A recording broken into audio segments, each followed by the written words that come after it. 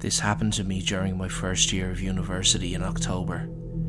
I was living in the dorms, and I need to give you a brief rundown of the dorms. You need a key card to gain access to your specific floor, so even though someone on the 3rd floor and 4th floor live in the same building, they can't access each other's floors. I had injured myself playing sports, so I was under orders to rest, which meant no Halloween parties for me. Pretty sad for a horror fiend like myself, but to try and make the time a happy one, I busied myself helping to make costumes for people and doing their makeup. Once I was finally finished, I packed up my makeup and decided to watch some movies in my room. A guy popped up and introduced himself. We chatted a bit and exchanged email addresses, and I walked back to my room and said goodnight. The first warning sign was that he walked into my room behind me, despite me saying I was going to walk into my room. I felt really awkward and tried to say in a roundabout way that he needed to leave, but he wasn't getting the hint. I finally had to say, "You need to leave my room now." I chalked this up to him maybe being drunk or something, but I did wonder how he got onto my floor if he wasn't with anyone partying. Before I went to bed that night, I checked my email and there were 5 from Creep. The first being, "Hey, I'm so glad we're friends," and the rest asking why I wasn't online. A few days later, I got a knock on my door when I was studying, and it was him. I explained that I was studying and needed privacy. He tried to walk into my room again, but I braced my arm on the frame and said firmly that I needed to study. The next day he was at my door again, and the next. I began pretending that I was not home. Another day there was a knock at the door, and when I checked the peephole, there was no one there, and I assumed the postman had come. I opened the door, and lo and behold, it was the creepy guy.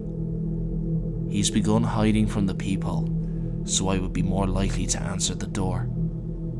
I told my roommate never to open the door if he was there, and I told the people living on my floor that this guy was beginning to creep me out, so if he wanted to get on the floor, whatever sob story you gave them, don't let him on.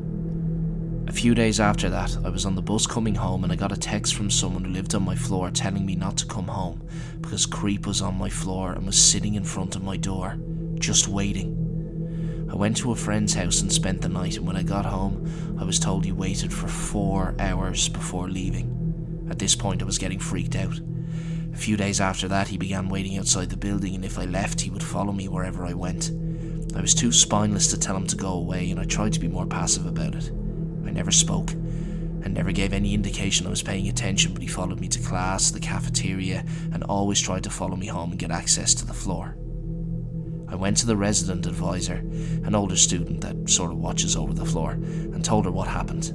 She spoke to the RA for his floor and was told the Creep had been telling his own RA that we were best friends and dating. My RA tried to explain that I was uncomfortable, but the other RA believed him, and that was that.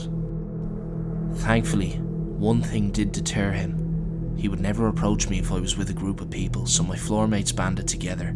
If I went to dinner, I went with my floor, and if I wanted a drink or seconds, someone had to come with me. Walking to class and even waiting for the bus was done in a group.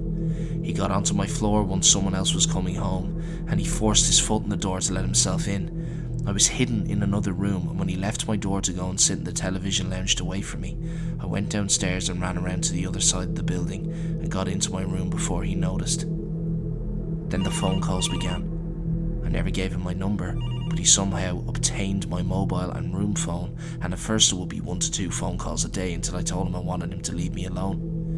Then the calls began coming in every hour with him begging and pleading for me to talk with him. Without caller ID, I needed to answer the phone because of school and my part-time job. At this point it was November and I was a wreck. I was tired of having to plan out doing simple things like going for food or walking to a bus stop. Stress wasn't helping me recover from my injury and I was losing weight and I just looked sickly. I went back to the RA and begged her to help me. She went to the head of the dorms and explained everything that happened. I explained how far this had gone and my roommate told him that he had followed her a few times, demanding that she tell him where I was. I felt awful. She never told me this because she was afraid of upsetting me further, and I felt like I was an asshole for putting her through this. I don't know what went on behind closed doors. From what I guess, he was told to leave me alone and any further contact would result in him being kicked out of the dorms. There was one email where he went insane on me, telling me how awful I was. How could I do this to him? We were so happy together. Surely I was cheating on him with other men. After that, nothing. At first, when I'd see him around campus, I would run to the women's toilets to hide. I'd see him around town or on campus and he'd always just stare at me. Never tried to approach me, never tried to get my attention, just staring. I used to walk by and try to pretend I didn't notice him staring, and I'd try and act like my heart wasn't pounding.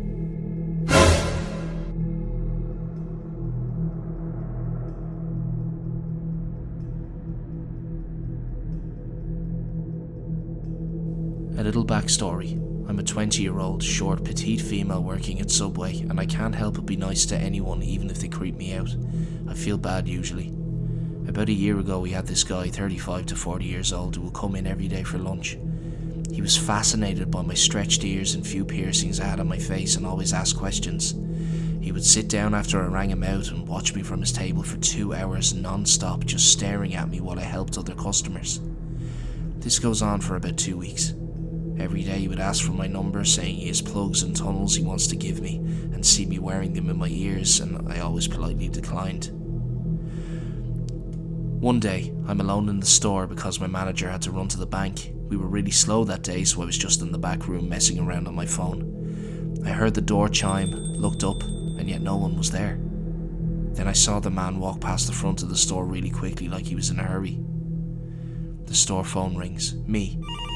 Thanks for calling Subway, how can I help you? Him. This is the girl with the nice ears, right? Yes, who's this? Are you alone in the back room right now? Are you working by yourself? At this point, I really got creeped out and knew it was him. I hung up and texted my manager the situation so she would hurry back.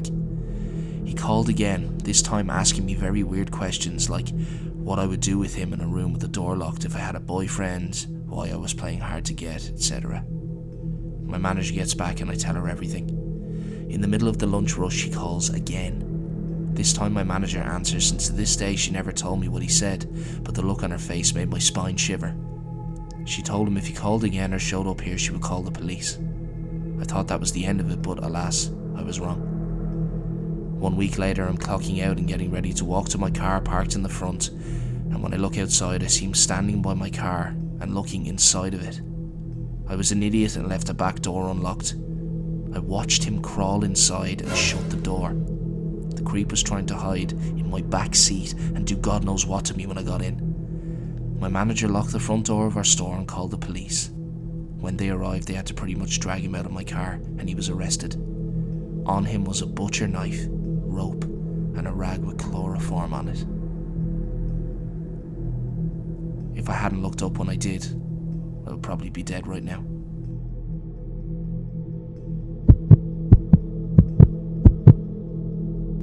When I first moved into a new place in a new town, I left home one evening and accidentally left my garage door open. Texted husband to tell him so he could go home and close it. He gets there and tells me it's not open. Strange, but okay. The next day I'm taking my trash out and my neighbour was outside. He introduced himself and told me that the night before he noticed me leaving and I left the garage door open, so he went inside and closed it and let himself out through the front door, only locking the doorknob lock. Then he sent me a Facebook friend request. I'm assuming he looked at mail on my counter to find out my full name. After this, he wrote me poems and taped them to my door, left gifts on the front porch, made crazy Facebook posts about a woman he was in love with who was forbidden. I'm married.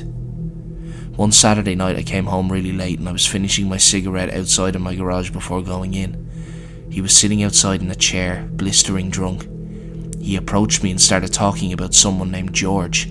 I had no idea what he was going on about, and confused, I asked him if he had company. He walked into the garage and came out with a box containing George. George was his stepdad and he was dead. The ashes were in the box. He caught wind of a trip I was going on via Facebook and invited himself along.